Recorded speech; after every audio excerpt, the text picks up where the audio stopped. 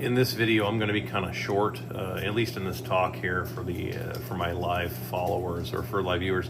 Not because I really care about the so-called game that's going on. In fact, someone had to remind me. I didn't even realize there was a game today, but like whatever. But that's okay. So I just wanted to talk about this social credit score problem that's coming, and I don't think that the people, even the people talking about social credit score, I don't think that even they fully understand like what that means. So I grew up in a system like that, and so I'm going to take the time to explain it to people who, because I need a little bit longer format than just like the 10 minutes to kind of walk through this. Welcome to everybody who's showing up. So that's super cool of you guys.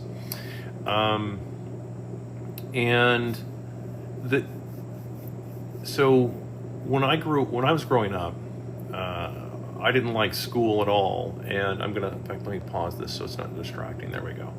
Okay, so I'm still here, and I still do recognize that you guys are showing up and what have you and saying hi. But I'll come back to you in just a little bit, okay?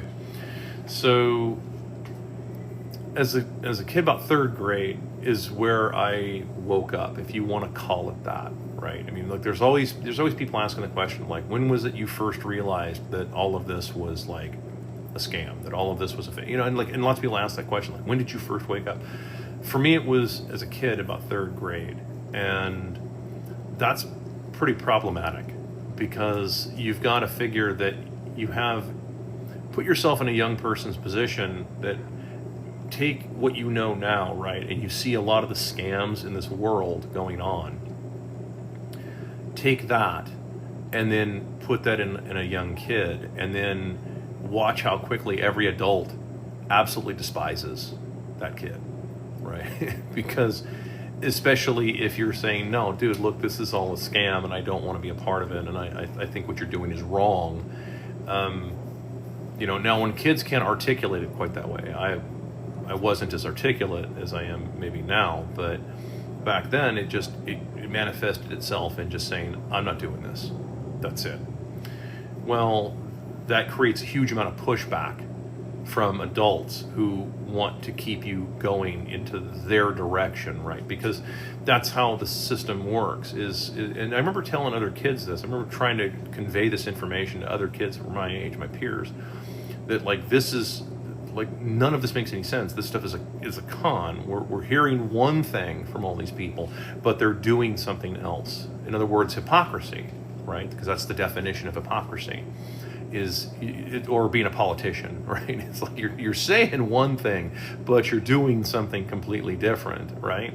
Well, so when you're young and you find that out, and then you get a little older and stuff, and I mean, so school was a bit of a challenge for me because I had really no respect left for almost every adult, both personally and in my, academics. I had very little respect for them. Now, I did have the benefit. There were a few good teachers here and there that did kind of be able to explain a few things if I asked a specific question, but it was something that was unrelated to whatever it was they were teaching, because I had interests in other topics that they weren't going on about, right? I mean, like they were talking about, like I had more interest in, like, once again, like physics and stuff. Like I had more interest in that. I told this story a long time ago about the kids dropping eggs off of the roof of the building. And I remember going in and asking, like, hey, I want to do that too. I want to build these little egg cages and drop them off the building too. And, just being told no, like, no, and then it really frustrated me. Like that was actually something I had an interest in, but nobody else did. Okay. So now, kind of this, just a little bit of background here. So later on, eventually after getting kicked out of school after school after school, which is true, I'd gotten kicked out of pretty much all of them, I wound up in this institution, if you want to call it that had this idea of a so-called, if you want to, I don't know if you would call it a social credit score, but really close to it. It's the same basic idea of a social credit score, meaning that if you do good, again, good is defined by he who is stating what they think is good, and then you get to have some more rewards and so forth. But if you do bad, then you get to have stuff taken away from you. And you could say, well, that sounds like life. Yeah, but remember, when you are kind of awake and you see this as a kid, you see it for what it is. Like, what you're doing is you're saying, because I won't be obedient to what you want, you're making the claim that you can then steal from me because I'm not fitting exactly what you want, right? This is a problem, and kids don't do well with benevolence. They not benevolence. They don't do well with ambivalence. Okay, and so once again, when you're young and you start to see hypocrisy, you then become a problem, because this is that emperor has no clothes thing. When you start to see it, you start to go, dude, this is, you guys are liars, and there's nothing redeeming about you. And it's why, for example, you've heard me say this on many occasions, why I have very little respect for anybody in authority anywhere on this planet. And you are all part of the same compost heap, and most people, I mean, like, and I say this in the nicest possible way, because I don't feel the need that, like, I need to take anything from you. I don't feel the need that I need to, like, do something to anybody. Like, I don't feel the need to do any of that. I'm not trying to get even with anybody. Not yet, anyway. And so, like, yeah, do you kind of understand how that kind of works? So this idea, this is where I'm going with all of this, is folding this into right now. And I think that what's coming is going to be probably worse than just having to this. It may sound horrible to say, like, oh, well, it's these government officials and they're stealing from everybody. You're right, they are. What's coming is probably going to be worse, not better. Let me explain what I mean by this. As someone who's gone through this, the idea is that, like, yes, we're getting rid of some of these people. That's true. And they're going to be replaced with an algorithm. That's even worse. Now you have to fight your way. Just when you thought that, like, oh, you had to sit on hold for 45 minutes to finally get through to somebody to be told something. Yeah, now there's not going to be sit on hold. Now there's not going to be any of that. Now there's going to be nobody to talk to, nobody to email, no nothing. You just get unpersoned by AI. And there is no such thing as AI, by the way. There is no I. I say this as someone who's had conversations with AI, and I'm unimpressed. Because as soon as you ask AI about context, AI goes completely haywire. AI cannot answer that. They can't. I just had this conversation with AI. And as soon as you start talking context or deep context, forget it. Because they're disembodied. And I don't want to get into that whole Blade Runner conversation in this video. But look, dude, a disembodied AI has nothing in common with human beings, and disembodied AI is effectively just a clever way of the tech oligarchs saying, we're just going to put you in these little boxes, and if you don't fit in the box, you're just going to be unpersoned. That's it. That's what's coming. And so for those people that are wondering, like, how this is going to play out, like, well, I suppose it depends on how obedient you can be. Because remember, at a certain point of obedience, there's no need, they only need so many obedient people before they're just going to say, hey, listen, we no longer need you guys. You've outlived your usefulness, right? I mean, like, that is where ultimately this kind of stuff goes, especially in a declining economy. A declining economy, as in we're experiencing right now, along with dozens and dozens of other countries, 95 other countries at last count, that are all in demographic decline, and with no apparent way out of that. So, and of course, none of these people want to let anything shrink or retract to where those numbers can come back up, and you've completely eliminated accountability from an entire sector of the Western civilization. When you eliminate accountability, you get a massive distortion. So, because nobody, you're then immune from the consequences of your own actions. So, welcome to all people. I've just, like I said, I've stopped the scrolling just so that way I could kind of get through that and explain my position. But having been through this personally, and watched that kind of system take place, it's designed to beat you into submission without using a whip. Okay, and we all remember, or at least, you could look it up on YouTube. You could look it up on whatever it was, that other channel, Brand X, right? And you can't even say that. Like, how horrible is this? This is the problem with the algorithms, by the way. Right here, just everything I'm saying right here. Imagine that on steroids. Imagine that on steroids with the algorithms. Imagine all of those problems of, where you have to hop from one foot to the left, and you can't get around it, and there's nobody to complain to. Yeah, that's where this is going. So, but yeah, I mean, you could look it up. The Kunter Kinte, right? There was a TV show called Roots that came out, and it's historically inaccurate. It is a completely inaccurate depiction of American slavery. Just the way that it was, the way that, at least what I saw, was pretty inaccurate, the way that it's portrayed. I'm not saying it didn't happen. I'm not a denier. I'm just pointing out that's an inaccurate depiction. But we saw the whole idea, they just beat you with a whip until your name is Toby, right? Well, yeah, that's effectively what this system is designed to do. And it's going to do it by just, because see, some people will always have money. Did you know that? They will always have money. And I don't mean because they're good at something, or because they're unique, or because they work hard or anything. No. But because the system is designed, it has to have some people having money so that to give this false hope to everybody else that they can eventually, this is that phenomena where you've got a bunch of people who have no money. They're broke, and they're constantly and always and forever defending billionaires. Why are you defending these people?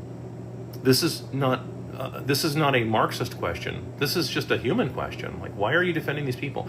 Just because the government's corrupt doesn't mean the tech oligarchs are on your side, right? I just did a video on this today, or yesterday, or whatever it was, where I gave the sort of the Rashomon example. That's what I call it anyway. Of like, you have these three guys, these three horrible people, all embroiled in a big war. Just because they're all against each other doesn't mean that they're on your side. Like, you can, you know what I mean? So, yeah, I mean, like, that's, so there we go. So, I mean, now I'll go into the conversation and such, but I mean, as far as like, I just had to talk about that because this is a big problem. And I think a lot of people are going to get rooked into this. They're going to get put in a position where it's going to end up, what we're going to end up with is actually worse. They're not getting rid of any laws. Notice, this is something important to understand. None of these laws are going away. All these enforcement agencies that are pilfering money from everywhere, like, none of the laws that keep all that stuff going, those laws aren't going away. They're going to keep those laws there, and they're going to selectively enforce them just like everything else, and that's how it works. So yeah, you may catch a few, but, and of course, my other question is like, when are these people going to actually be prosecuted for anything? Probably never. So let's go back, let's scroll down here, and I'll say hi to everybody. Now that I got kind of my monologue out of the way. Social credit score like China. Yes, very similar to that. It's the way that works is just like I said. You're rewarded if you're doing good behavior, but good behavior becomes, how many of you have ever done sales? Is there anybody out there who's ever done any professional sales anywhere? Right? I mean, just sound off in the comments. I'll get to you in a second, but just sound off in the comments. If you've ever done any professional outside sales, or even inside sales, but you had a specific territory that you had to deal with. And the company, I'll tell you the story. This actually happened. There was a guy, he brought this up. He was a truck driver, an ice cream truck driver. So, I won't say the name of the company, but we all know there's only one major ice cream truck driver company in this country. Anyway, he built up his territory, and what they did was they told him, go out there and build this territory up, and then you'll make X amount of money, right? And then he goes and does this. He starts making good money. And again, back in the day, again, in the late 90s, if you were making 120,000 a year in the late 90s, that's not bad. That wasn't bad money. It wasn't great money because 100 grand really meant something in the early 80s. But in the 90s, especially if you didn't have a bunch of student loans and everything, that was pretty decent money if you were going home with that kind of dough. So he did this, and he started making really good money. And then the company changes the deal on him. Right? They changed the deal. They're like, oh, well, let's just go ahead and cut your territory in half. Now you have to do the same thing with half. Yeah. See, that becomes the problem with it. Then so good behavior becomes progressively working more and doing more and producing more than you actually can. You will never, you can't obedient your way out of this system. There's no way. There's no being obedient to this and then saying, okay, great, I was really good, and so therefore I, as a result of that, I get more, you know, I get my reward. Yeah, it doesn't work like that. So, but yeah, so similar to China stuff. Why are you not watching the Super Bowl? Because I don't really care about football. I've never really cared about football. As soon as, I'll tell you the reason that is. It's because anybody who thinks that the gambling doesn't affect the outcomes of these games, come on. It does. There's actually a dude, I don't know who the author was, but there was a dude who wrote a whole book on that talked about the outcome. They're like, dude, you know, when you start stacking how many tens of billions of dollars a year there is in gambling on all of these games versus how much the games themselves make, it's like, yeah, dude, there's an outcome. The outcome has to be affected by this, because when you're talking about those kinds of numbers. So I went through the same thing. Yeah. If this is pre-recorded, no, it's not me pre-recorded. I'm right now. It is whatever it is, 6:15 or something like that here in Texas. Let's see here. Are we going into a depression? I think it depends on what you mean by depression. You know, like, we're not, I mean, we're going to have kind of, I guess you could say it this way. I mean, we're probably already in a depression to a great degree if you just look at the lifestyles of people, right? Because look at the way that, like, let's go back into the to the inflation of the 70s, right? Boomers love to pull the 70s out, and they talk about, oh my God, the 70s, there was this inflation, and there was this, and there was that. Yes, but people were still able to, in the 70s, still be able to afford to have kids and still be able to put clothes on their back. I mean, even if they were hand-me-downs, but they were still able to afford to do a lot of this stuff and still able to feed all their kids. That is not the case anymore. That's becoming basically impossible mathematically to pull that off. Unless you're somebody who makes enough money individually as a man that you can, like, retire your wife, so to speak, if you want to call it that, to where she can take care of kids and do homeschooling and so forth, and then make all their clothes and on and on. Unless you want to basically kind of go Amish on the whole thing, it's becoming near impossible when you look at the number. And of course, on top of that, if you just look at the cost of housing, and I've talked about housing here ad nauseum. I mean, anybody who's followed me for any length of time, you know, I talk about housing. You know, the problem. I mean, it's probably 20% of my channel is me just talking about the ridiculousness of rents in this country, the absurdity of all of it. And yeah, so I mean, this is a big problem. And so, you know, we're going through, I would say, probably something that doesn't really have any precedent for it, because we now are going into negative numbers or declining birth rate aspect, and that actually is a genuine depression. Okay, what used to get called a depression back in, like, let's say 1893, I can't remember what they called that depression, but I think it was 1893. There was a depression that took place because, well, they finished the railroads. Well, a bunch of people had flooded into the railroad support business. Let me explain what I mean by that. Guys who were making railroad ties, guys who were making railroad spikes, guys building the railroad, on and on and on. Guys, you know, taking wagon loads of equipment out and stuff. Guys who they developed their entire business model around the idea of the expansion of the railroad. And then, of course, once it was all done, you had this so-called depression, because, like, well, what do we do now? Yeah, because everybody had flooded into it. I've used the emu story on several occasions, as many of you. I'm not going to bore you with it, but I mean, like, you know how this works. You jump into everybody jumps into a market, and then that market goes flat, or you expand so far beyond the market that now there's no money left in it. And when that happens, when there's no money left in it, then you experience a depression. And so that's what keeps getting called that, is usually, and this is the problem that I've had with a lot of the Austrian economists, actually. Even though I actually understand the Austrians probably better than most, but I have an issue with a lot of the Austrians on this because of that. Because a lot of times what they talk about is a depression, but it's not really a depression. It's or a business cycle, right? They say, oh, it's the business cycle. It's a business cycle is actually a normal, healthy thing. From my perspective, that just means that people all piled into an industry, and then that industry got too much supply. It overwhelmed demand, right? And now demand went away, so now we're going to have a correction.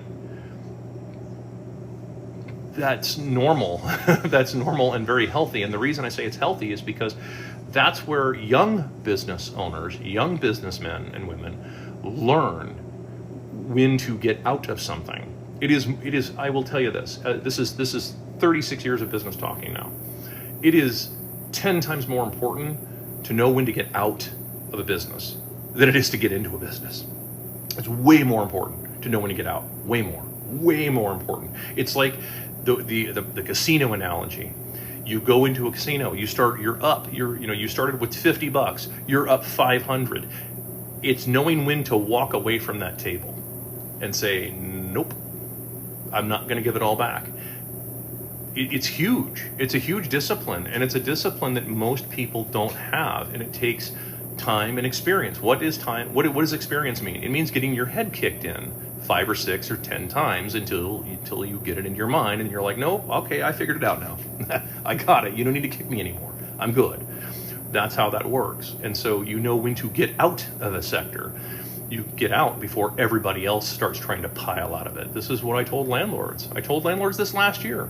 Anybody remembers this? I told landlords this last year. Get out before there's a rush for the exits, because it's coming. You are too far beyond the market.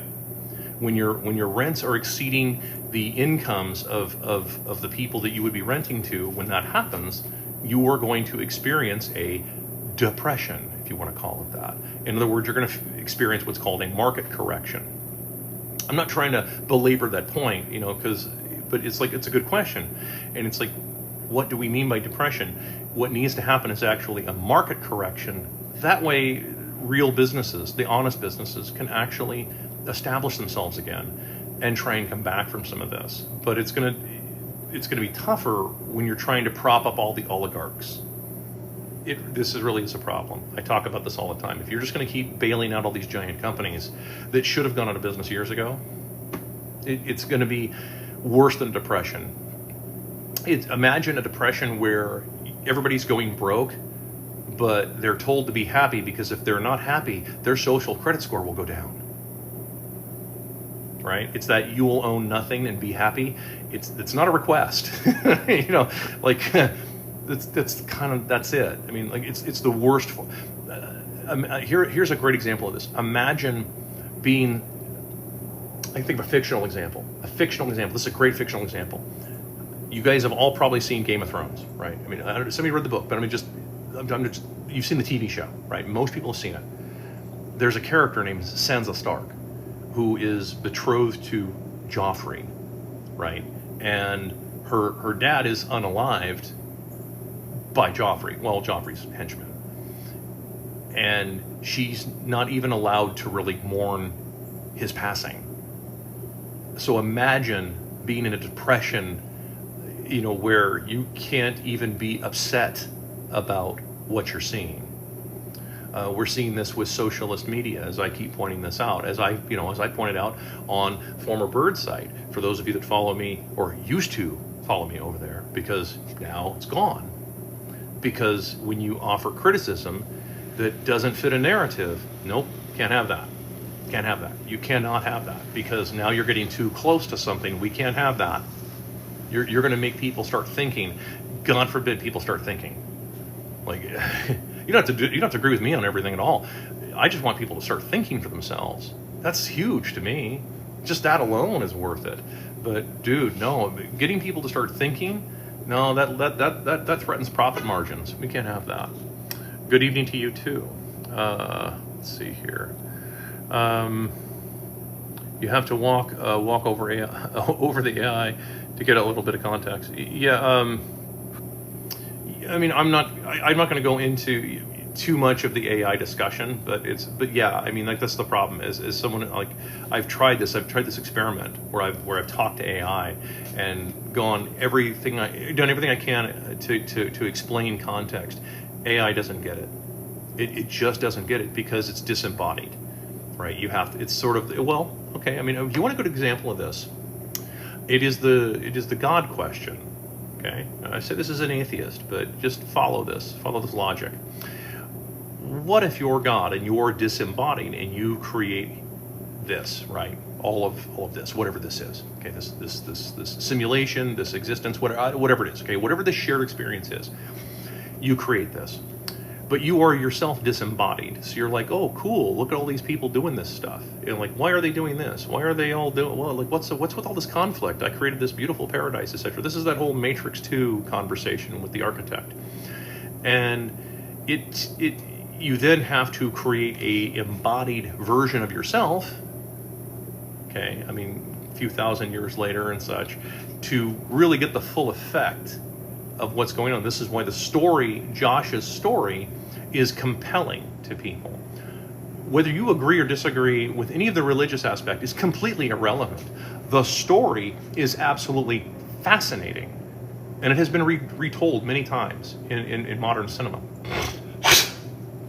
So, yeah, I mean, it's been told over and over because it is a fascinating story. It's an interesting idea that put yourself in that situation. What if you live outside of time, you live outside of space, dimension, etc., and you are just a disembodied being of some kind? How can you relate to the beings that are embodied? You would have to do that yourself. This is the problem with AI, and this is why AI is not going to fundamentally work, so not the way that people think it's going to anyway. For AI so loved the world that AI gave its only begotten son. Can somebody enlighten me? What is here? I don't know. Sorry. AI can lie too. Yeah, it absolutely can. It can be programmed to lie. It can be programmed it can be programmed to tell you one thing and then do another. No different than adults. Some comments in this live have been filtered to protect. Oh, well, probably yes. Once speaking of AI and censorship, let's see. Got a show carrot, even if they're on. Yeah, that's exactly right. You have to show the carrot. This thing, it's super duper sensitive, and if you follow my lives, I'm terrible at lives, dude. I so suck at doing live stuff. But the working class in a depression. Yeah, that's how I would look at it too. I think the working class is in a depression, but it's like a soft depression. It's like, yeah, you can still kind of function, but it's not enough to really hold a lot of your attention anymore. This is why I think that you're seeing so many people that are in their 30s and early 40s now, so many millennials that are just kind of giving up. They're just throwing their hands up and saying, dude, I give up. I understand it. I totally get it. I totally get why they're doing that. There's a fair chunk of Gen Xers that are right in that same boat, that are kind of throwing their hands up and going, dude, what's the point of all of this? Every day I see a video like that.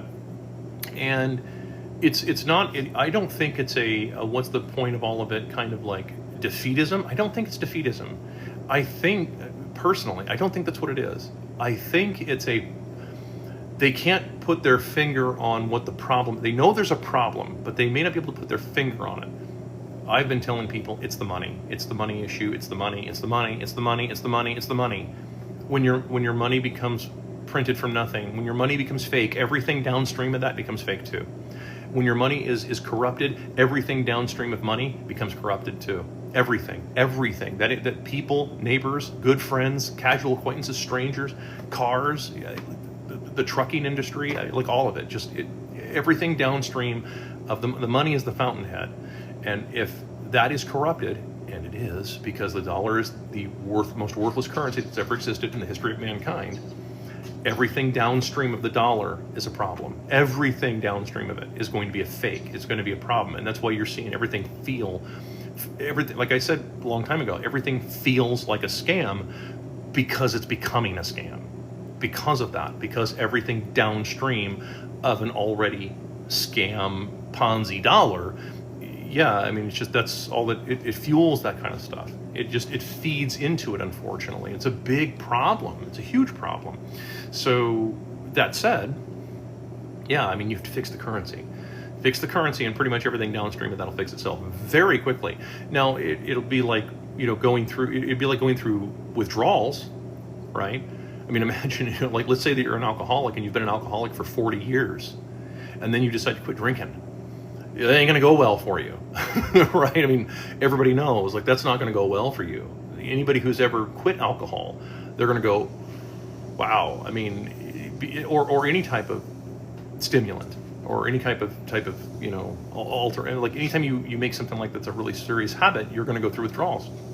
I mean, I smoked for many years. I stopped a long time ago, but I mean, like, yeah, and for me, I actually kind of eased my way out of it. So I'm an odd one when it comes to that. Takes a whole family to have kids now. Yeah, that's exactly right. Vanderbilt. Well, I drive a Peterbilt. Is that what you meant? Let's see. It doesn't matter if Walmart's a new one. Yeah, that's what I mean. I mean, if Walmart were to go to business, if all these giant marts and box stores, which I was just at, I won't say the name of it, I was just at one of the nicer box stores, just to look around. I was kind of curious. I wanted to see what they did with inside, because they put these big architectural things inside the buildings with the big fish tank and stuff. And the only reason that it's fun to go to those is to see if there's going to be a crazy guy who's going to like rend all of his garments and then dive into the koi pond. That's the only time that it's fun to go to those places. Otherwise, it's just boring. It's like going to any other giant mart or box store, except it has a slightly better ambiance than Walmart. But basically, all the brands and everything are pretty much the exact same. So it's like, I mean, it's weird to walk into one building that is, probably a $14 million build out to build these exotic buildings. And I'm sure you know which company I'm talking about and stuff. If I said it, you'd know it instantly. But yeah. Anyway. They sell boats and RVs and all kinds of stuff there. And yeah, you go in there and it's like, it's the same basic stuff that you'd find anywhere else. It's just a nicer lighting. It's kind of, and of course everything is made in other countries. Yeah. So yeah, if Walmart were to go away tomorrow, there'd be like, there'd be another one pop right up. Number 2 gifter badge. Thank you to whomever did that. I don't know who you were. Sorry. I'm a little behind on the scrolling, but I do try to say thank you to whoever it was that did any of these gifts. Like false economics in post-disaster, post-conflict. Yeah, that's just it. It's it's whoever controls the issuance of the currency controls the world. That's just the reality. There's no other way to put that. That's just the reality. If you control the issuance of everybody else's currency, and they always have to buy your currency first in order to continue to transact or to live or to pay any of their bills or something, you own the world at that point. You dominate the world. That's a reality. And for some people, they love that. They love that idea of being able to rule the world. And I think that would be more of a headache than anything else. Personally, I would think that I think it'd be better off to actually not do something like that and actually have an honest game. Why not have an honest game? It's one of the, like I said, it's one of the reasons that, like I mentioned before, we talked about this a while back, but I mean, like you do have to win the game sometimes, eventually, especially if it's rigged. And if you know that the game is rigged, people are just going to stop playing. And I think that's where a lot of people are now. They're just saying, dude, I give up. This is obviously a rigged game, and it's obviously designed for me not to win. And it's designed to rob accountability, from everybody else out there. So yeah, or from about 51% of the population. Let's see here. Absolutely, I waited too long, but it was my family said. I don't know. I might have been in somebody's conversation there. Simple stats, regression to the mean. Yeah, it's exactly what it is. It's regression. Most of this stuff is regression to the mean. Most of it. Most everything we're seeing is just, you know, we're on the downside of a bust, and it's going to feel like a depression, but it's like, it's really not a depression, it's just a correction. But it would feel less like a depression if the bankers and the brokers, the boomers, the billionaires, and the politicians were going broke as well. Instead, they're all getting richer on this, you know, and because they will not take the L, and they'll just keep printing dollars. And as long as people keep accepting dollars, there's no way out of this. For my Trump people, my people who love Trump, who think that Trump is like that, I don't know. Time will tell, but until he's willing to address the dollar issue, and he's not. He will never address the dollar problem ever, because all of his wealth is denominated. Same with Monkey Boy. All of their wealth is denominated in dollars. They will never let that go away. Not willingly. Because then they would actually have to deal with a hard currency, and in any hard currency environment, the people who do the work make all the money. It's just the reality. Like the physical work, like the actual work that needs to get done. Sooner or later, you're going to need your house roofed, and you're going to need a guy who does it. And either that or you do it yourself. One or the other. And most bankers, brokers, boomers, billionaires, like they're not going to do any of that. Just reality. Prices are inflated by traffic. That's not really true. Sorry. It's not just traffic. I mean, you can have that's price inflation can happen because for a number of different reasons. Actually, I mean, if there is a huge demand, yeah, prices will go up, but they'll only go up until there's enough demand that eventually overwhelms it. Then prices come down naturally. That is actually a natural, healthy economy. Is that prices come down over time? Actually, it takes an enormous amount of effort to make prices go up. To give the illusion that your balance sheet, that the banks who've lent all this fake dollars out, that their balance sheet doesn't take the hit. But in monetary inflation is what happens always before price inflation. It always happens beforehand. You create a bunch of dollars, you shove them into the economy, you start spending them into the economy, and you create inflation. So like it's why it's like partly true what Monkey Boy talks about, where he's like, you know, that government spending creates inflation. Like that's not 100% true. No, inflation, actual monetary inflation, is created by the printing press. That's just conjuring more dollars than there is stuff. But yeah, usually at the behest of government, because governments create a bunch of laws, and the reason that governments create laws have nothing to do with making you safe. There's two laws on this planet: physics and conscience. You've all heard me say that a million times. Every other law after that is somebody trying to either get rich or trying to stay rich. That's it. That's the only reason those other laws exist. Yes, all of those laws. That's the only reason they exist is so that because somebody either wants to get rich or they want to stay rich, and so they have to create a whole bunch of laws to make sure that everybody stays in their place, which is exactly what we started talking about here in the very beginning of this video. Is that's how this works. It's like, we need you to know your place. Don't start going too far outside the lines. But if you are, we're going to find some way to punish you for doing that. This is what's happening. And of course, the obvious question is, well, how do we not do that? Well, I'll have to skirt the answer very carefully here on a live stream. But you know, there was a Bill of Rights. And that Bill of Rights didn't give you any rights. It just simply stated that they understood that you had these rights. And the first one, of course, was freedom of speech. We all know that one. Then there was the second one that everybody conveniently, particularly Jon Stewart and Piers Morgan and other people, basically shills, paid shills, Bill Maher, etc. I'm not saying these are dumb guys. No, these are very smart guys. But they're paid to shill this nonsense because there's a reason it's there, and it's so that way that kind of stuff can't happen to you easily. It's why cats are born with claws, right? It's why. It's because it's part of your defenses. Human beings use tools. Okay, so if it's glycerin and some sawdust mixed together, you use tools, right? So. We have to get rid of traffic to survive. The movie? I'm very good at getting simulated insight. Right? Yeah, I suppose it could work, actually. Yeah, it's a habit that, out here in my garage and stuff, So I'm still very much a normal guy like anybody else. So let's see here. Where was this? I feel like I'm very depressed in late stage capitalism as a millennial. Well, it's late stage empire collapse. Let's be clear. It, you would have the same problem. The Soviets had the same problem. The Soviet system had the same exact problem. The system, that existed in China before China was China, kind of thing. Yeah, it was the same problem there. Same problem there.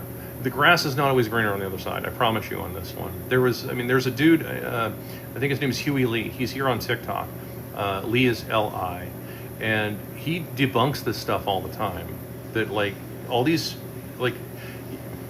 I try to avoid the ism thing because it means too many different things to different people.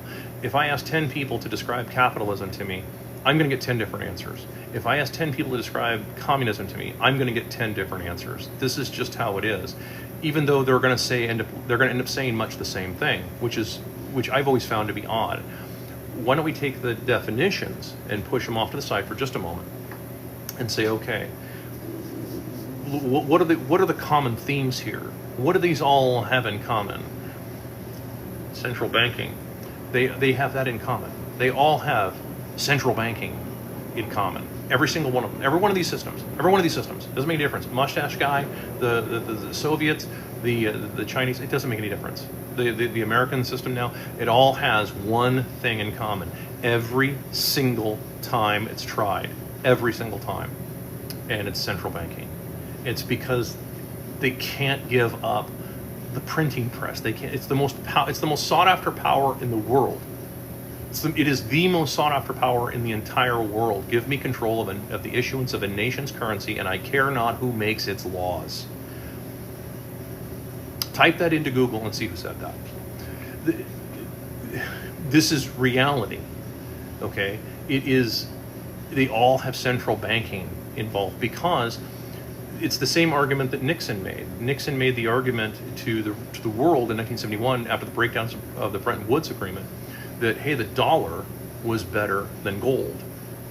And the argument is effectively the same argument we hear today from the current administration. It's that, look, the dollar is a better idea because, see, if we use dollars, then when you guys have a problem in your country or something, we can just conjure more. And we can shove that inflation off to the poor people. Who are the poor people? Well, that would be everybody who isn't part of the big club that you ain't in, right? They're the ones, they don't eat the inflation the same way you do.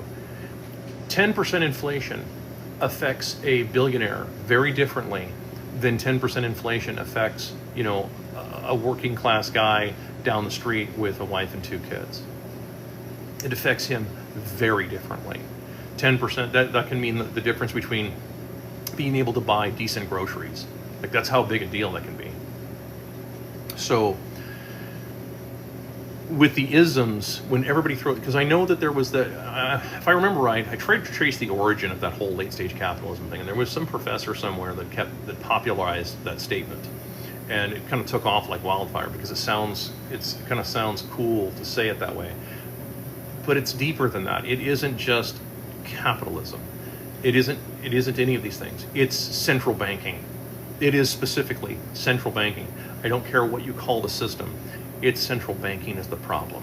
It's the idea of conjuring wealth from nothing. You're trying to create energy. It's sort of like the idea of the 0 point energy. We're just, there's this secret control thing. Like, well, yeah, you were just going to put it on the roof and it brings in electricity into your house. That's not true. That's not true. There's nothing free in this world. Nothing. Someone somewhere, there is a cost somewhere. Well, but Axel, you don't understand. The deer live for free. Not from the blade of grass's perspective. Not from the leaves' perspective. The plant, if you could ask a plant, do you want to be eaten by a deer? Most plant would probably say, we would prefer not to be eaten by the deer. That's why we grow little spiny things. I have holly trees on my property, and the holly tree leaves, they're way up in the height of the trees, way up there. They're round. There's no pointy things on them. But down on the ground where they get eaten a lot, they're pointy, and they're that's why the critters tend to leave them alone. So that tells us, I'm not trying to give you like a botany lesson here, but I'm just pointing out that tells us something that, like, no, nothing is free. It depends on the perspective of the person that you're asking, like, right? That's because it's like, is your burger free to the cow? No, it's total commitment. It's a one-way ticket for the cow, right? I'm not telling you not to eat meat. I'm just pointing out the reality. Like that's how this kind of stuff works. So, and nobody talks like this, to my knowledge. I have run into very few people in my entire life that speak like this, and it's because usually what they have is let's go back to the beginning of this conversation. Once again, they have too much schooling. They didn't see the con for what it was. I saw it decades ago. When you see a con for what it is decades ago, when you're a little kid and you're pretty much, ostracized from like all of polite society, you get a different view of the world. You get a very different view of the world. There is no privilege on my end. I mean, like, I've never understood that. Like, whenever someone, like, white privilege to me was a weird thing when someone talked about it. Like, where the hell, like, where is this? Who is doing this? Because, my God, dude, I mean, like, dude, I've been ostracized my entire life. So where is this privilege aspect? Because it sure as hell isn't in my life. Not empirically. So, yeah, I mean, I'm not trying to belabor that point. I'm just pointing out that just be a little careful with some of that stuff, because that is a challenge. That's becoming a big problem for people, where they're trying to say, no, let's have another system. You don't want another system, I promise you. It's okay if you want this system, this nonsense to collapse. Great, I'm with you on that. Let's do it. But don't pretend that we need to have another system replace it. No, what you want is a non-system. You want a law of financial physics to replace it. In other words, no law at all, meaning that you just have a hard currency where the debt is paid, where any debt for your currency is paid up front, not on the back end. Because on the back end, you will get more of this. You will get endless amounts of debt upon debt upon debt upon debt. It's all most billionaires are good at anymore. They're just refinancing debt and bringing more dollars into their operation. That's it. That's all they're good at. They're not really, I mean, like, some of them are still doing some kind of work here and there, but a lot of it's just refinancing more and more debt and just churning and burning more and more debt and just pushing it off into the future, hoping that inflation will inflate away their debt. And it's a strong theory, because there's no, it's sort of like, is the stock market going to go down? Maybe, but I doubt it. I think that in terms of dollars, it'll continue to go right on up. Why? Because if it were to start going down, it affects too many other things in the economy. It starts affecting all these other problems. And then when, so remember the analogy I gave you, remember? If you have 100 and you get 20% on your 100, how much do you have? You have 120, right? If you have 120 and you lose 20%, how much do you have? It's a trick question. 96, right? So you don't even have your original 100. So 20% up is not the same as 20% down. That is a huge problem when you have created a huge amount of debt and you're constantly borrowing on all of that. That is a massive problem, because if you're increasing your debt picture for by 10% a year, but then you have a downturn of 20% in 1 year, it's not 20% on your 10%. It's a big deal. You lose a lot, and that's a big problem. And so that's the challenge that these guys have gotten themselves into. I'm not trying to belabor that. So I got to move on. But I mean, that was actually money doesn't exist. They know the problem. Yeah, I mean, that's exactly right. I mean, it's money exists, but it's a placeholder. It's a marker. It's a scorecard. It's not really intended to be like the end goal of all things. At least not in my opinion. I think there are people out there that make money their end goal. Sure, but it's probably not healthy. I would argue it's probably not very healthy. The opportunity to build wealth and start a family is very difficult. It is. Back in the 80s, just another business story. Back in the late 80s, a former boss of mine, a long time ago, when I worked part-time delivering pizzas, he was one of the owners of the company. And I remember him telling a story about, when he first started working in the pizza world, that he could make 25 or 30% annual returns in a pizza restaurant and not even know how he did it. And for anybody, for any business owners out there, any of my business owners out there, imagine that, right? I mean, especially my young business owners. Imagine making like a 25-30% annual return and not even know how you did that. You know, you weren't watching, you know, your cheese scale. You weren't watching how much your food. You weren't paying attention to any of that stuff. You just made money basically on accident. Yeah, that's what it was like back then, and it is not the case now. So no, it's much harder. It's an interesting thought about corruption trickling down. It does. Everything is downstream of that. Everything is downstream of that. As soon as you corrupt the money, everything downstream of the money is going to be corrupt. Guaranteed. Every single time. Every single time. Because it's a distortion. I use the example of a Fibonacci sequence of numbers. If you go and find on YT, right, you can find my channel there. And the very first video, if you go to like there, you know, see the videos and you scroll all the way down to the very bottom, you'll find the very first video, and it's called the primer video, and I explain that. I explain exactly how all of this works. That everything downstream of the point of corruption, which is your money, as soon as you corrupt that, everything downstream of that, forget it. It's like there's no saving it. You're just going to have these problems because, you know, number one, because when you look at your top five of how to judge a civilization as whether or not it's going to survive. Number one is the currency, 2 is the birth rates, 3 is small business ownership, 4 is property ownership, and 5 individual property ownership, by the way, and number 5 is your tax base, your taxes. If any one of those 5 are completely messed up or totally distorted, the civilization has no chance. There's no prayer. It's over. You know, it's just sort of like what we're seeing right now and stuff. It's like, you know, we're not really fork tender anymore. We're like spoon tender. Like, dude, it's super duper done. I like the new generation. They see the greed of their labor fussing. Refusing to participate. Yeah, they can. I mean, it is what's happening, unfortunately, and it's because the money doesn't have any valuation, or any value. Just like the idea of like, well, there's a big labor shortage. There's no such thing as a labor shortage.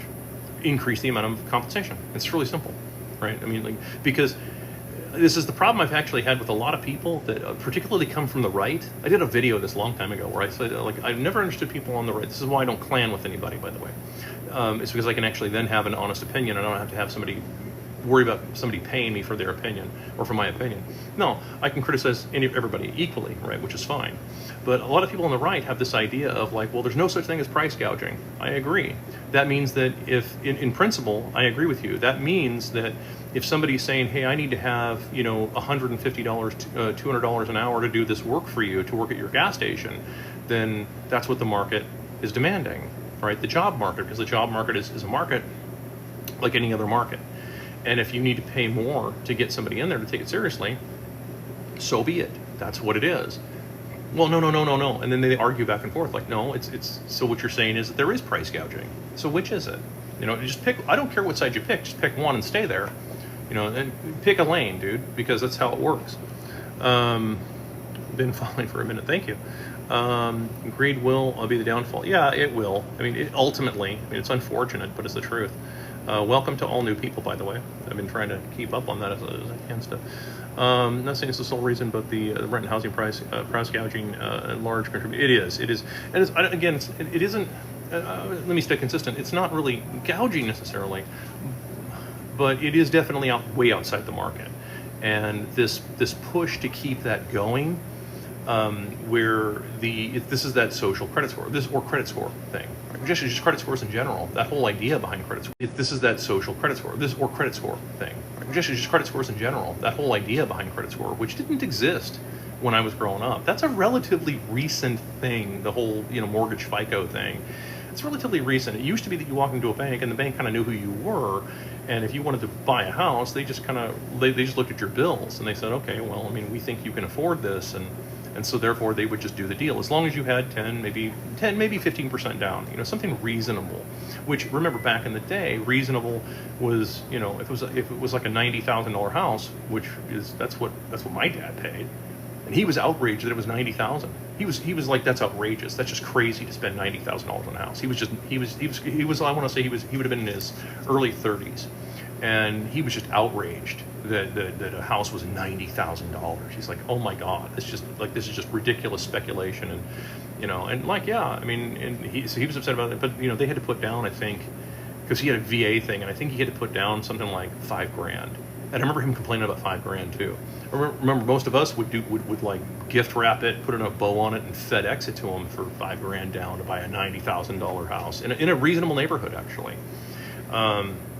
But yeah, it's definitely outside the market, and that's been the problem with this, is that it used to be that banks took that risk. Now they have the landlords taking those risks.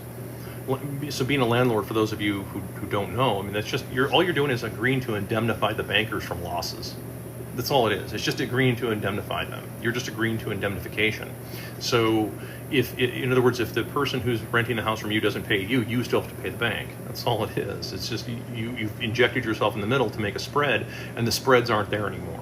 There's like just back in the day of being a landlord myself, right? Former landlord myself. I mean, like back in the day, if you had a house payment that was like $430, I'm not kidding, like $430, $500, and the rent you were taking in was like, let's say it was a total of $950, your percentage of return was so much better than this nonsense now where you're taking on like $400,000 of crazy debt, this huge risk exposure for $400,000 to make like $200 a month, and knowing that your maintenance is going to be like way beyond that. Like these are just too far beyond the market.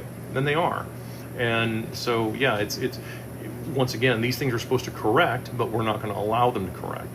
Or I'd love to see them correct, but the politicians, the bankers, and corporate America is not going to allow any of that to correct, because it'll affect all of their balance sheets. Remember what we just talked about.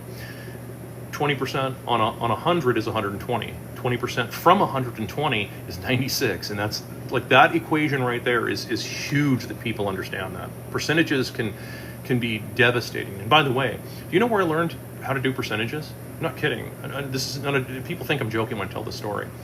I learned to do percentages when I was about probably, I want to say about 7.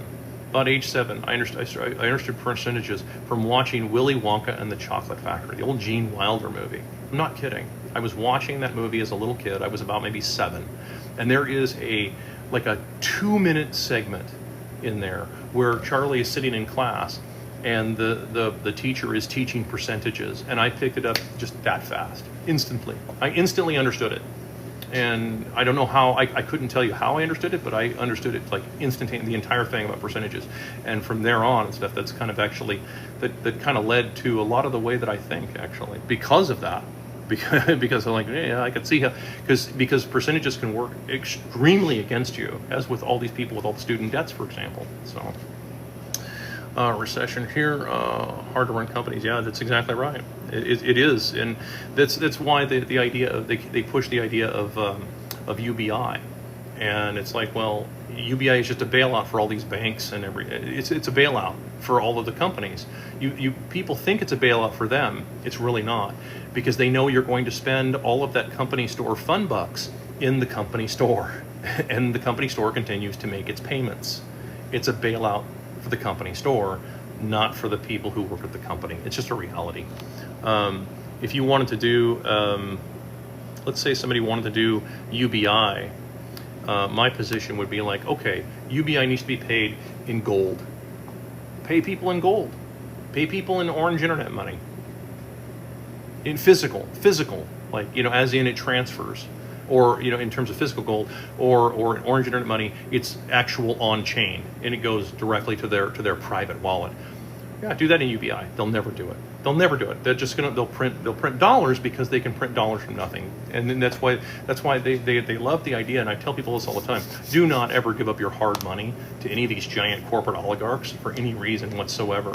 And the reason being is because they will always pay you out in worthless dollars, in casino chips, in company store fund bucks. They'll always pay you out in that. But if you're giving them actual hard currency, that's going nowhere. That's going to stay with them. Remember the Henry Ford story? We talked about the Henry Ford thing. There's a reason why. I mean, you guys can hate Henry Ford all you want, but he was right about that. When it comes to business, no, the man was absolutely right about that. I think we should convert our money to gold and silver. Yeah, that's exactly right. I mean, any hard asset. I tell people any hard asset, because I'm not sold on any one particular thing. I do happen to have my opinions both personally and professionally. But I'm not sold on any one, or I just want to see somebody. I want to see hard currency. If we do hard currency, it changes the game. It truly is a game changer by doing that. It really is. There's a reason why Ron Paul was absolutely despised in 2008 and 2012. Anybody who remembers Ron Paul from back in the day, dude, they despised him. And the Republican Party is absolutely 100%. That is 100% on the Republican Party on that one. They did that. That wasn't the Democrats. That was 100% on the Republican Party for destroying Ron Paul. And it was a huge mistake then. It's a huge mistake still, but it's like they wanted to keep the game going. They want to keep the game going to where they can always win. They don't ever want to actually have a correction. It's really terrible. It feels like being a hamster in a working. Yeah, that's exactly right. Sup, man? Great content. Keep up the great work. Thank you very much. Always appreciate it. Let's see, why do you think the tech billionaire oligarchs have gone publicly pro-Trump at this time? Probably because he's feeding their agenda. These guys, you know how a three-way war works, right? The enemy of my enemy is my friend. For now, that's it, for the moment. For the moment, that can change like that, and it can. But Trump has had to play ball because he understands that pretty much the tech oligarchs who control this right here, that's who controls elections now. That really is. It really is the case. Imagine for just a moment an average person like running for some kind of office, and they don't need a party anymore. They don't need a party apparatus. They don't need to have giant kitties of millions of stolen money from Ukraine or anything. They don't need to have any of that. They don't need that, because if they can hold an audience, if they can talk to an audience, and more importantly, they can talk to people, not at them. Politicians are really good at talking at people all day long, right? And spending 2 hours talking and saying nothing and agreeing to no terms of anything. Real people don't do that. Real people can actually talk to you and can answer a few questions and can have some and can say things like, I don't know. They can say things like, dude, I don't know. I don't have an answer to that. What's your answer to that? Because not every leader is going to have every answer to everything. That's just crazy, right? Watch Saving Private Ryan. Not every leader can have every answer to every question, dude. That's just nuts to think like that. No, this is where you need to start thinking for yourself. This is where you need to activate your own brain cells. And so, yeah, I think that it's convenient. It's a relationship of convenience, just like a lot of marriages, unfortunately. Compliance coupons. That's a good name for it, because that's about right. that's pretty succinct.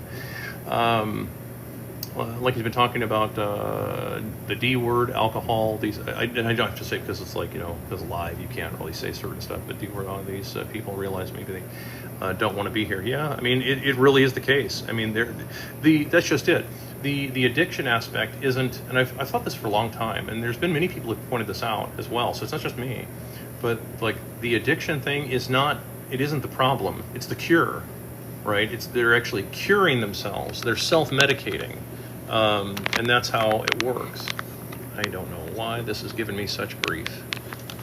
So if I lose everybody, it's because my battery died, and I've been trying to charge my phone, and this charger thing doesn't really fit in the case. It's terrible. Just a technical, So yeah, I have those problems here. Pizza was once a cash business. It was. Pizza used to be a really good business. It really did. It was also a lot of fun.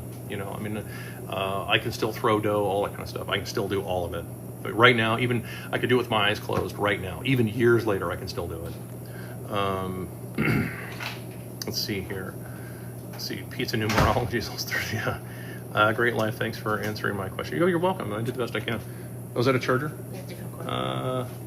Stand by. No, I don't have that kind of adapter. So thank you, Andy. Let's see here. 5-year mortgages. Yeah, no kidding. I have a 10-year mortgage, and I was still outraged by that. Dude, I do not like the idea of mortgages. And I don't mean that to sound high and mighty. I'm just saying, just in general, people used to not spend their whole lives paying for these houses. They just, for real. It's a strange thing nowadays. Let's try this out here. So stand by, everybody. Let's see if we can get some juice going here. So as I bore everybody with this technical nonsense of me plugging in my phone so it doesn't die on me. There we go. I heard the electrical pop, which means it tells me we've got some juice. Oh, you're gonna kidding me. Here we go. Ah. All right, now we're charging. So there. So now I've just proven I'm not live in a studio audience. I'm actually in my garage. So problem I see with Orange Internet Money is about 2% of all the walls. Well, that's true. That's true for anything. That's true for any type of currency, actually. I just addressed this with somebody just today, in fact. I pointed this out. You're right about that. I'm not going to say you're not right, because you're 100% right about that. There's two things that happen, though. If you actually go to a hard currency, what ends up happening is that the people who have it have to start spending it, right? So let's say that those 2% that hold all the coin, they have to start spending that into circulation if they want to get anything done. No, they can hold on to it like misers if they want to. Okay, fine, but they don't have dollars to fall back on, so they have to start spending that. If they start spending it, where will it go? It goes directly into the virtual pockets of the people doing all the work. You know, this is where you don't have. It's the antidote to we pretend to work, they pretend to pay us. It's the antidote to that. People will they'll have to start spending fairly quickly to keep things going if they want to maintain the lifestyles that they've become accustomed. Makes sense? There's also the idea that like the amount of spending power for people with whatever coin they do have, the spending power goes through the roof. And that is a real thing. I personally, if you were to look at, when you think about it, go back to like 1912. So prior to the Federal Reserve Act, how much was a house? A nice house. How much was a really nice house? About $3,000. Seriously, about $3,000. So yeah, the spending power of the dollar at the time was substantially more. So imagine just getting that kind of spending power. So like, who cares if some gazillionaire has a whole bunch of coin in his wallet? What you're after is spending power. In other words, it's kind of like play your own hand. And as long as you are keeping your spending power, and more importantly, your spending power isn't being stolen back from you through inflation, because that's how they do it. Remember, it's the company store thing. We're going to pay you in company store fund bucks. You're going to spend these at the company store, but we're also going to be able to control the valuation of how much that buys. Yeah, that's the problem. Let's see here. It's nice in the theory of this. I disagree with you on that. Why did they hate Rand Paul? Well, so Rand Paul is not Ron Paul. They're two different guys. Rand Paul is his son. Rand Paul is not as aggressive as Ron Paul was. Ron Paul was pretty aggressive. He doesn't come. Ron Paul is sort of like think of it like this. Think of Ron Paul like this. You've all seen the Holy Grail, Monty Python, the Holy Grail, right? The cute and fuzzy bunny. That's Ron Paul. That is oh, look at this, the cute fuzzy. No, dude, no, he was vicious. He was absolutely vicious, and the cute cuddly thing is, it's like, yeah, but when you start talking about the reality of like, we need to start ending all of this government nonsense and then getting rid of all these laws.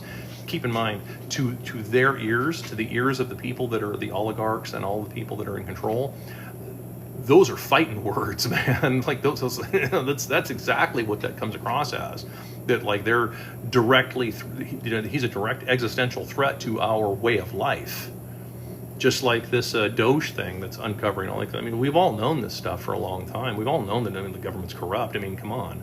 But yeah, now people are seeing this, and it's like, and then these people are all indignant about it. Like, well, you're taking away all of our money. Well, you are stealing it from everybody. Well, what the hell, right? This is the Trump talk now. Every time I open it, yeah, I know. I don't know that TikTok is going to be able to survive not to get into a tangent here, but I don't know that TikTok is going to survive the way we understand it. I think that there is going to be some changes, unfortunately. I don't think it's going to be the platform it used to be. TikTok always had a few problems with it, but at least you could you could actually have some conversation. I think that that's going to end up going the way of former Birdsite, where, remember December 25th of last year, just whatever, a couple months ago, Monkey Boy put out this big thing about the H1Bs and then got so ratioed, he literally changed the algorithm. That tells me something. And that tells me that that's probably what's coming for TikTok, is going to be algorithmic change. I already don't see any news on TikTok anymore. For real, I see like no news anymore. I could scroll for 2 hours and I will see there's no news stories, nothing. It's just dead silent. It's almost like there's no news going on in the world.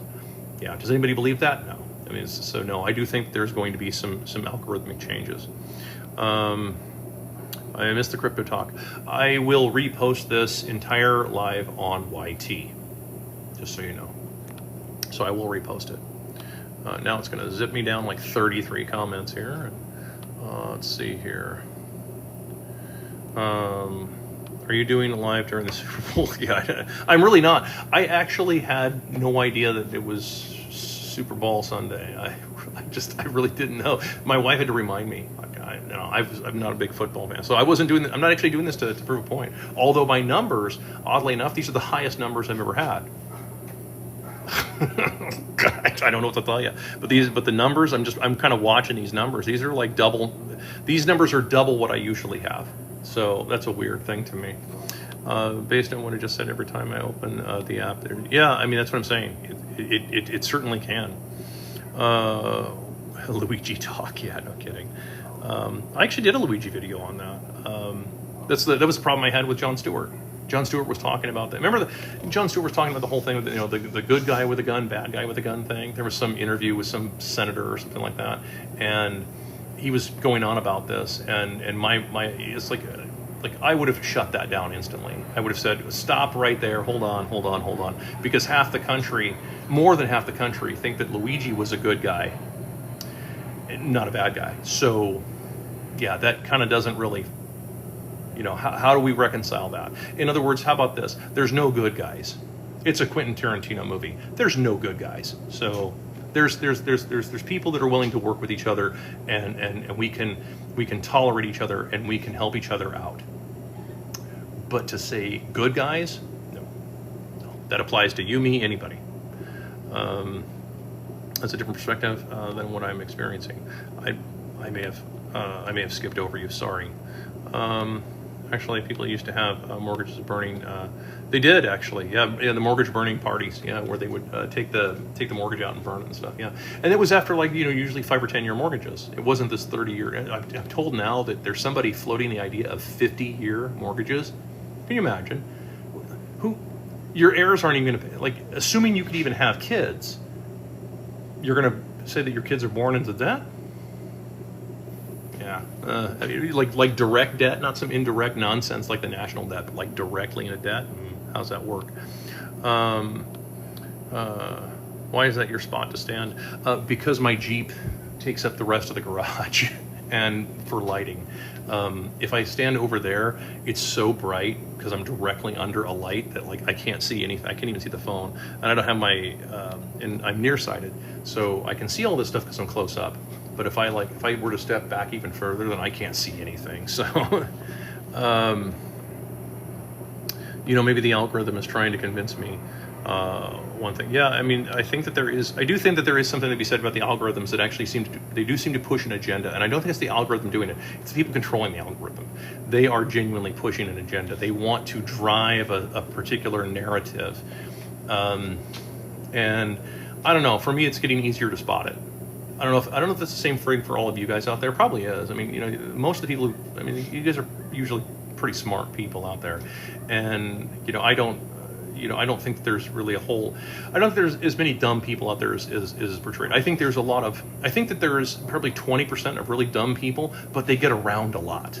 It's the same people that are being really dumb. I think 80% of the people really can probably keep up in a normal, intelligent conversation. And I think that with a little bit of training, most people can see through an algorithm or any kind of algorithmic distortion, and see that they're trying to jam a narrative down our throats and say, you know what, this is just fake. You guys are just trying to control a narrative, and we're not going to put up with any of that. Let's see here. Interaction is right. That is correct. Yes. Philly's winning. Yep. Probably. I didn't even know who was playing actually. I know that there was somebody told me it was Kansas City and Philly. I guess. I could be wrong on that. Playing us like a fiddle, yes. I see many lefties and conservatives on my feed. I do too. It's about 50-50 on my feed. It's about 50-50.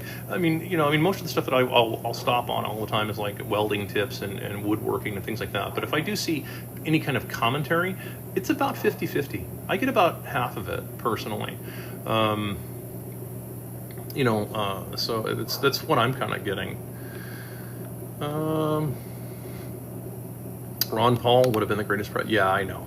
Had he won, that would have been epic to see that. Just to see that level, to see an alternate timeline. You have to wonder, like sort of the It's a Wonderful Life thing. What would the alternate timeline be had Ron Paul won in, say, 2008?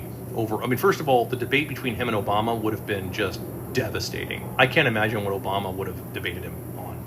Maybe, the types of shoes he wears or something like that, or like sports. I honest to God, I have no idea what they would even debate about, because Ron Paul was in a category unto himself. He was in his own league in terms of, you talk about somebody who knew everything that was going on. Here's someone who actually really did know what was going on. I can't even imagine what that debate would have been like. It would have been such a closeout. It'd have been a total blowout. Even if you were trying to do the debate thing where you keep score, it'd have been a blowout within the first probably 20 minutes. Because Ron Paul's not going to debate with the mudslinging. He's just going to debate on like pure facts. And like, you guys are broke. The country's broke. The dollar's dying. We need to fix all this stuff. And just pumping more money into the system and propping the stock market up isn't going to help anything. How do you debate that? You can't, because that's mathematically true. So I don't know what you would argue about. So it would have been just incredible to see what the timeline would have been like. I think there would have been a huge temporary depression like there was in 1921, I think it was. It was like a 9-month depression where everything just went like that. And then it came back just like that. And people figured it out because the currency was still, for the most part, kind of honest at the time. East Texas Republican, smart guy, he was, yeah. He lives, I think, just to the south. I think he's down at Lake Jackson, I think so. He's just south of me. I actually met a guy who was, he said he was delivered by Ron Paul, because he's a OBGYN, and a long time ago I met this dude and stuff, and we were talking about this, and he says, yeah, Ron Paul actually was the doctor who delivered me into the world. Like, that's amazing. Didn't they, Kennedy those fighting, yeah, that's exactly right. That's pretty much how it works, at least from my opinion. And that is all that is. It's just because, again, nobody will ever know. None of us are ever really going to know what happened with the Kennedy thing. We can all speculate. Maybe one day somebody will release all of the information, but we'll see. Let's see here. Stop interacting. Yeah, probably. Hello, handsome man. Hello to you too. Yeah, I get that all the time. I get a lot of these, like, these followers and stuff. I'm not gonna say it. Anyway, good thing my addiction is to TikTok, and yeah, that's what I mean. It's. I think that there's worse addictions to have than social media. I don't think that it's. I think any addiction is probably a bad thing, but there's probably worse things to do. Let's hear to my Substack. I don't know. Not sure what we were talking about there and stuff. Game is on, but I thought you're more interesting. Well, thank you very much. You can have the game in the background. Why not? Most people have these giant screen mega TVs and stuff. I got my wife one of the giant ridiculous TVs so she can play video games on. So now she has this ridiculous 100-inch TV. What's up, brother? Thank you for making videos. What do you think about everything going on? That's a big question. I covered quite a lot of it actually already. But if I had to, do, I'd say, well, things are bad. We're running out of French fries and burrito coverings. We got this guy. Not sure he's going to fix it. Let's see here. Entertain the masses. Kind of surprised you. You are proving the point. Kind of, maybe. You know, well, I mean, the thing is that I generally speaking, I'm trying to actually, I'm not really here to, like, I don't consider myself an entertainer. I'm genuinely trying to get people to think for themselves. That's really it. Because if I can get even just, if I can get a few hundred people to think for themselves, then maybe they'll teach other people and kind of spread. Maybe we can kind of get some cognition back in the world. It'd be kind of nice. Let's see here. I got the game on mute. What do you think about the all the stuff Orange Guy's doing? Time will tell. We'll see what happens. I mean, at this point, if you're talking about like the mass deportations, it's not really mass deportations until it's 40,000 a day. In my view, seriously, I would say bare minimum would be about 25,000 a day. Then I would consider this to be mass deportations. I realize there's some self deportations that are probably going on, but I mean, when it gets kicked into that kind of gear, then I'll really believe that we're being serious about this. When I hear somebody talk about, you know, we're going to go to Article 1, Section 8 of the Constitution and issue forth letters of marque and reprisal and place bounties, then I'll really believe it. You know, then Americans we can all get involved. It's something we can all enjoy. We can then I'll really believe it. As far as the uncovering all the money and corruption and everything, it's a lot of money. That's to be sure. It's not $36 trillion worth of debt kind of thing, and it still doesn't solve the problem of the unfunded liabilities. So it's my kind of roundabout way of saying we'll see what happens. And I don't even want to say I'm optimistic. I'm neutral at this point. I'm just watching. I'm just observing this. And as you know, if you know me at all or followed my work, I'm going to give you my honest opinion, whether it's liked or not. I'll just give you my thoughts on the matter. So time will tell. We'll see what happens. I'll revisit it maybe in another couple of months, and we'll see if there's some real if there's anything serious that really comes out of this. My initial response is what I said at the very beginning of this entire this entire video, was that like I'm very cautious when dealing with the idea of the tech oligarchs. Any of these big oligarchs are really not your friend, and so they can be doing a lot of this for their own reasons, you know. So we'll see what those are, you know. And just keep in mind, the laws aren't going away. They're just getting rid of some of the people that are involved in all of this nonsense. They're not really getting rid of any of the. I guess I would say it this way. When I hear something like, hey, you know, Trump has said that we're no longer I'm not going to sign anything ever again until I get a repeal of 10 million laws on the books in the U.S. 10 million. And that would still only be a small percentage of the estimated 80-odd million laws that they have. You know, then I'll really start believing that maybe he's after the actual salvation of the country as opposed to just the salvation of the dollar. And right now what I'm seeing is the attempted salvation of the dollar, not really the people of the country. Of course, you're a Jeep guy. I have 3 of them actually. Well, I'm down to 2. These are my cat filters are not for sale. Actually, those are for my truck. Feel like they're trying to drive division. Of course they are. Yeah, I mean, absolutely. You have to do that. You have to do that. That's just a great battle tactic. Is just try and divide the numbers up. It's that whole left-right thing. It's if I could just get a lot of people on the left to realize a few things, just a handful of things, and then more importantly, the right, which are the toughest ones, is to get like people on the right to understand that, for example, most of what you're seeing in terms of like just, well, it's the analogy I use this. They're like, we need to bring back mental institutions. Who's going to pay for that is my first question, right? And then there's this deer in the headlights look. Like, yeah, dude, you might as well just go over with all the lefties and talk about healthcare as a human right. I mean, like, dude, come on. There's a practical reality, and nothing in this world is free. And if I can just get both sides to understand that, yeah, we'd be leaps ahead. We'd be light years ahead. 80% is high. So let's see here. Vegas is winning. Yeah, they probably are. Let's see here. It's halftime now. Yeah, all right. We're in full 1984 USA. Yeah, no kidding. That's so frustrating to me. Yeah, the hurricane for the people in Hawaii haven't been dealt with. Houston hasn't been dealt with. Florida, like 3 times, hasn't been dealt with. North Carolina's still a shambles. Yeah, I mean, where there's all this money in the world for everybody except Americans. It's really frustrating. It's it makes me very angry about that. And that's the other. And speaking of the whole left-right thing, I'd really like to see the right get a little more outraged about that, because come on, these are your countrymen. You can hate them all you want, and you have California now on top of that. You can hate these people all you want, but they are still your countrymen. And if you want to say nobody gets a bailout for anything, okay, fine. At least we all know the rules. But that's not it. It's money going everywhere, and it's still going everywhere else. It's still happening.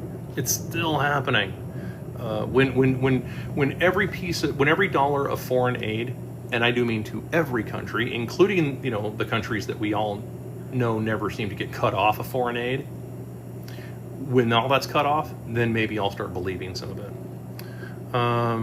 What do you think of potentially getting rid of the Department of Education? I'd love to see it. I'd love to see them get rid of the Department of DOE. I'd love to see them get rid of the DOE and the other DOE and the other DOE actually. So yeah, I'd like to see all of the DOEs go away. Right along, I'd like to see all the DOEs become DOA, and and get rid of DOT while we're about it too. DOT is a big waste of time nowadays. It really is, especially since they don't really care whether apparently anybody speaks English anymore. They don't care that anybody knows how to drive these semi trucks anymore. I see it all the time. I'm a professional driver myself, and dude, it's getting downright dangerous watching all these trucks. And these guys don't know how to drive these things. I mean, it's so horrible. So I was talking about Super Bowl and entertain the masses is the real owners. Yeah, the Coliseum. That's exactly right. Yeah, and it's a Coliseum built for billionaires with tax money. What's up with that? I think billionaires should pay for their own stadiums. I don't know why is that controversial? I don't understand that. It's going to provide jobs. Stop. That is a non-answer, dude. Let's see. I use River. Yes, I actually like River. I think that they're a pretty easy platform to use, and the ownership is pretty nice. I've had a couple of conversations, and they're really nice folks. Ever since the Department of Ed was created, kids have gone down. It has. Yeah, that's pretty objective. Yeah, the Department of Education has been a lot of problems. Remember, it just rewards obedience. And that's been the biggest issue I have with all of what's being called education. It's not really education, it's just obedience.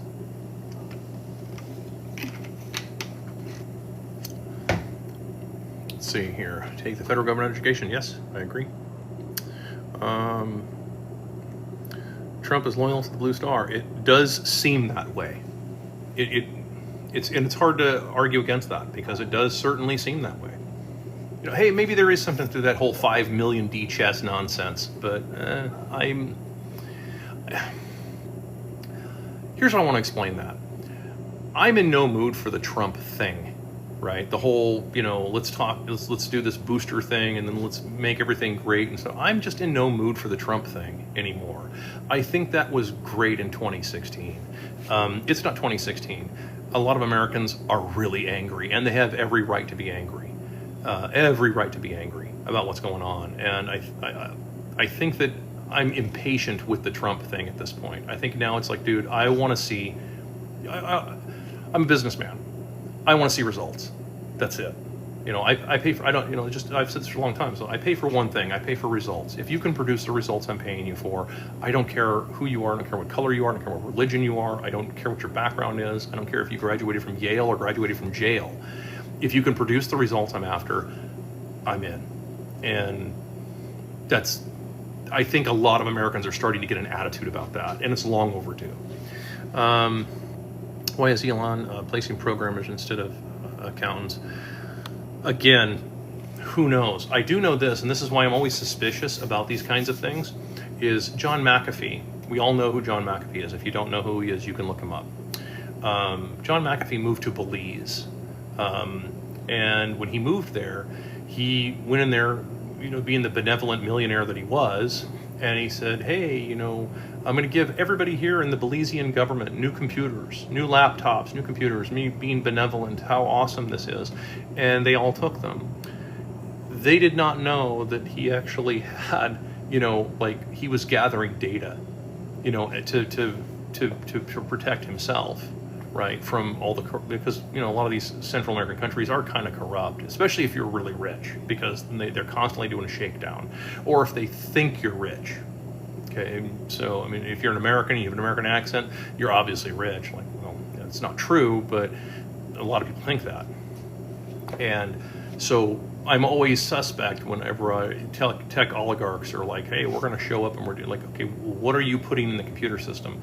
Not that I really care about the federal government, but the federal government does have an awful lot of data on people, like an uncomfortable amount of data, and that they should not have, in my view.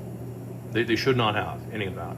I'm actually kind of a right to privacy kind of guy, and no, a lot of data should not be being kept, or it should be, the data should be there's like be a purge system kind of thing. There'd be a system where, like, after whatever, after our business is concluded and stuff, then it's gone. Kind of like credit card numbers. A lot of companies, they operate like that, where it's like they take their credit card number, but it doesn't hold any numbers. It purges it out of their systems and stuff. And I think that really should be the case, in my view. So why aren't insurance companies held accountable? Because because a lot of people own stock in insurance companies.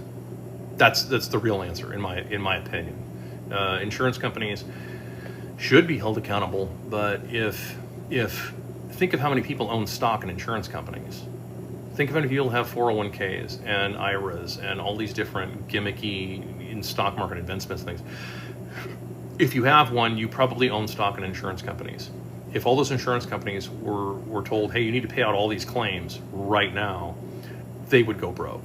That, or they would try and raise the premiums because they have no choice. They'd raise the premiums by like 60%, and most people would go, we can't afford that, we're no longer paying it. I mean, it really is a problem. So, I mean, that's really the issue. All the taxes we pay can't afford for universal health care. Yeah, I know. Well, universal health care is not really going to work anyway. I mean, not for the reasons you think, or for most people they think, but it's largely because you lose incentive after a while. And you eventually have this kind of race. In other words, think about it. Is it mathematically possible for everybody to have the same kind of care that the President of the United States, so the President of the United States walks into his doctor's office, right, in DC, and says, hey, I'm here for health care. Does everybody believe that they're going to get the same health care he's going to get? It's not going to happen. Like, it just isn't, because this is what med school used to be designed to do. It was designed to weed out people who really maybe shouldn't have been there, and they're not doing that much anymore. So now healthcare itself is I mean, I know people in healthcare. I have personal friends. I just had them over for dinner last night that are in the healthcare field. They are all saying, dude, it's getting like worse. It's getting downright scary to go into hospitals now. And these are people who work in hospitals. Yeah, I mean, it's a real problem. And so like, the idea is to keep incentive around, but once again, if you're just conjuring money from nothing to pay for all this, it creates a problem. So the easiest way to fix it would be to go back to just not taking anybody's money and let health insurance just go away, because there's no reason to have it, and people can pay for their health insurance, pay for their health care at the time of service, and then qualify their doctors, and then hopefully purge the bad doctors out of the system and keep the good doctors. In other words, the system rewards the good doctors by being actually good and honest, and not trying to do a bunch of unnecessary testing, or do a bunch of unnecessary procedures that you really didn't need, or something like, dude, stop eating 2 boxes of donuts every day because that's not good for you, right? Things like that. I mean, do I think we could try it? I think it could be tried. I just think that, once again, if you have a hard currency, you're going to wind up, it's just not going to work. It's going to fall apart. But if you have a hard currency, that means you're also not losing any of your money to inflation, because there isn't any inflation at that point, and so therefore your spending power is maintained. Therefore, you can afford progressively better and better healthcare individually. Let's see here. Is Mr. T a bot?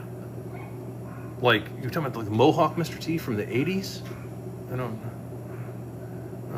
know. The orange man. I don't know, man. I have mixed opinions. Of all the things that and I've said this for a long time, but about the orange man, of all the things that I actually envy him, it isn't, nowhere on the list is his money. I don't envy him his money. I mean, there's a lot of other reasons to maybe be envious of the guy, but money isn't one of them, at least not for me. There's just other things that are out there and stuff. Do I trust him? None any further than I can throw him. I don't, and it's because of, like I mentioned, like the Trump thing, demand all of this, art of the deal nonsense. It's like, again, I think that made sense. That makes sense in an up economy to negotiate like that. And like, as with all boomers, they still think everything is going great, everything is awesome, everything is beautiful and wonderful, because for them it is. For everybody else, not so much. And so if you face that real reality, that type of negotiation tactic doesn't translate, in my opinion. You can do all of that, and I've talked about that art of the deal thing. Like, I mean, like I've done stuff like that too. That works great in an up economy. It doesn't work if you're actually on the downhill side of that. And what works better on the downhill side of that is leveling with people, right? Where you just tell them, like, look, if you want to do a negotiation, be something like this. It would be like, you walk in and they say, like, well, what can you afford? Like the car salesman guy, what can I put you into today? And you just very matter of fact say, listen, I can afford this. That's it. I mean, if you try to deviate from this, I'm just going to leave and go to some other car lot, because this is what I can afford to do, and that's the end of it. And if you say it like that, you'll go to 4 or 5 different car lots, because they won't believe you until you finally run up against somebody who does believe you. And they do say, okay, let's put together a deal that fits this. That's it. And yeah, that's the kind of negotiation tactic, in my view, that people need to kind of see now, is that more resolved leveling, not any more this booster crap, this 10 cities to nowhere and all that kind of stuff. I wish you can cut all insurance. Yeah, I know. A lot of people want to cut the insurance out of their life, especially as expensive as it's gotten, because it's gotten. Insurance used to be that, like, if your car got stolen, police would go and try and find the car. That was the insurance. Now it's like, if your car is stolen, they just say, call your insurance company. Click. It's what they do. Oh, you want to file a police report? Send 1995. I'm not kidding. I'm waiting for the day that they change 911 to a 900 number, where it's not. It has to be coming someday soon, right? Where it's like, you don't call 911, now you call 1-900-911 help or something like that, and they bill you, discreetly to your phone bill. They bill you something like $75 a minute or something like that. I mean, let's see here. Did he read only access? No, I don't know. Sorry. I missed you to work. Can you post the? Yes, it will. It will. This will get I'll download it and I'll repost it. So, good job. You've gone 90 minutes. I didn't even realize I'd gone 90 minutes. I would have to start wrapping it up and everything. I actually have to go cook. So I still actually have like a whole rest of the evening to deal with here. Let's see if I can catch any of this here. Scroll down.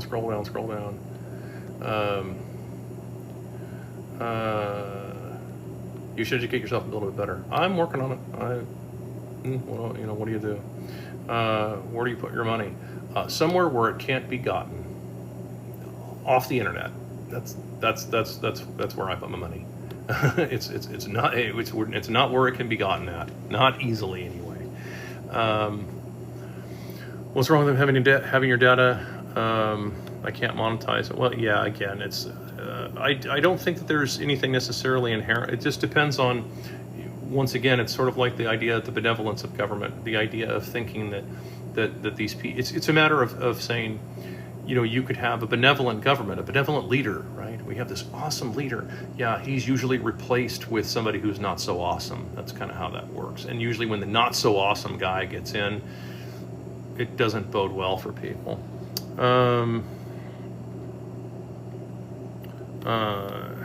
See, shouldn't we have the same care as elected officials? I guess. I mean, in principle, sure. I mean, but think about the costs that are involved in all of that to try and do something like that. And then how does it get paid for? How does it get funded? Because if the answer is, well, we can just tax all the rich people, if you tax all the rich people, even at 100%, that would keep the country going for what, like 9 months? And that's without all the corruption, right? So let's say that we took away all of the corruption, and then again, so maybe what, we get 4 years out of it? That's the problem. Eventually the money runs out. Sooner or later you run out of everybody else's money. And that becomes the challenge with it. So the easiest solution is just to stop stealing from poor people. And the fastest way to stop stealing from poor people is to stop inflating their currency to worthlessness.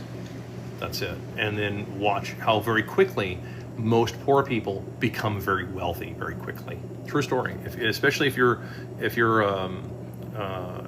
working, especially if you're working full time. Let's see here. Trump's going to take your, you know, I like wine better, frankly. True story. Let's see here. Did everyone forget? No, I didn't forget about the island list. I haven't forgot about that. I absolutely would love to see it. I'd like to see all that stuff go public. I think that the biggest problem with it is probably the people that were there at the same time. I think that's the biggest issue that they're having with it. It isn't in a vacuum. This person was there, you know, at the island, and this person, you know, was at the island. I think it's like who was there at the same time that wasn't supposed to be there. I have to be careful how I try and explain that on TikTok, but think of it like this. What if, you know, a world leader or some kind of leader in some other country is supposed to be at odds with some other leader, and they're both there at the island partying together, island style, at the same time? That's an even bigger problem, because then that means the entire illusion, this whole fake nonsense about how, you know, about all these oligarchs are at each other's throats, like that all, no, it comes out like it's the WWE. They're all just friends and they all party at the same places. That's personally what I kind of think it is. I could be totally wrong on that, but that would be a much bigger problem. It's sort of like, imagine judges going to these island parties, you know, and well, now you're going to get a bunch of court decisions that just don't make any sense. Yeah, that's a big problem. So imagine if let's say that on the list is something like 50 different federal judges that have ruled on all different kinds of cases. Every one of those cases would have to get reopened again. Imagine the chaos of that. And then imagine also the types of cases that have been ruled on by federal judges concerning small businesses. How many small businesses have been put out of business because of federal judges making some crazy ruling? And so now you have this small business owner who finds out that, you mean that judge was being bribed or being extorted because of his island activity, and so I lost everything because of this, right? Yeah, see, I mean, so again, I can't tell you what I think the punishment for that should be because it's TikTok, but I think you can kind of read my thoughts. It'd be very public.